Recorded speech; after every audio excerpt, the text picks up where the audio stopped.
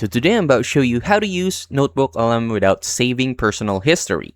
First, open your workspace and click into the specific notebook you are working on. Look at the chat interface. By default, NotebookLM will automatically save your conversation logs. To prevent anyone else from seeing your history, navigate to the top right-hand corner of the chat panel and click on the 3 vertical dots. From the drop-down menu, select Delete Chat History. A warning will pop up stating this action permanently wipes the entire chat history for the specific notebook. Click Confirm, and your past chat logs are completely erased from the session.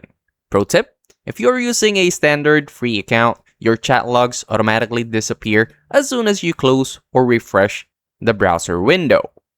To intentionally keep NotebookLM from saving anything permanently, simply avoid clicking the Save to Note button, and any analysis, ideas, or answers generated will stay temporary and vanish the moment you exit the app. And that's it. That's how to use NotebookLM without saving personal history. If this helped you out, make sure to like, subscribe for more quick tutorials like this, and comment down below what other topics you want me to break down next. I'll see you on the next one.